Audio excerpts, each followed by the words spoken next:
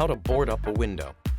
Board up a window for protection against strong storms and hurricanes.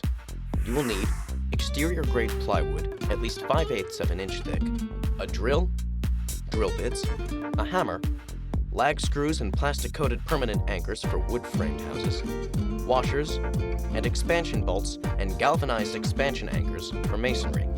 Optional, a circular saw, safety goggles, 2x4s, 10-gauge 2-inch galvanized screws, exterior deck screws, and waterproofing.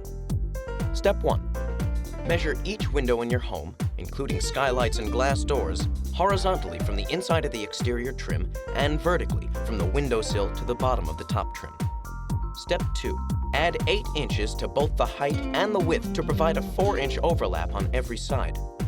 If the window has an extended bottom sill, a windowsill that comes out further than the other sills, add 4 inches to the height instead of 8.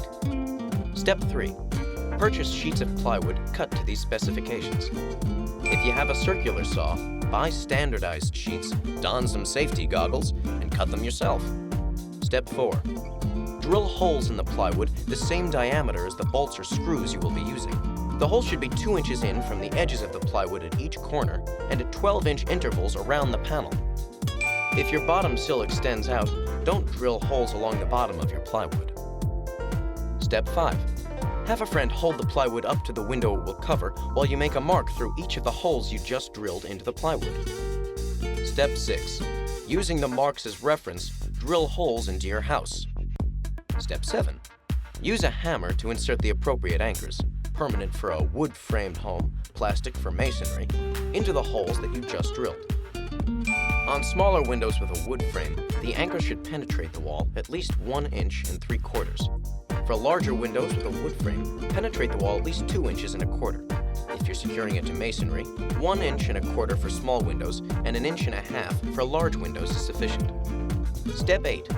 Hold the plywood up to the window and placing washers over the holes, use the lag screws or expansion bolts, depending on whether your home is wood framed or masonry, to secure the plywood to your house. Step 9. If 2 sheets of plywood are required to cover a single window, you'll need to add bracing along the entire seam. Cut a 2x4 the same length as the seam and attach it to the plywood panels with the 10-gauge 2-inch exterior deck screws spaced every 4 inches. Step 10. Label the panel so you know which window it's supposed to go over. Step 11. If you're planning to reuse the panels, and after all that work, why not, consider waterproofing the panels with paint or a sealant. Step 12. After the storm, simply remove the lag or expansion screws holding the panel to your wall and store the panels, bolts, and washers for the next big storm. Did you know, in the 1960s and 70s, the U.S. government tried various ways to dissipate hurricanes artificially, but the program called Project Storm Fury failed.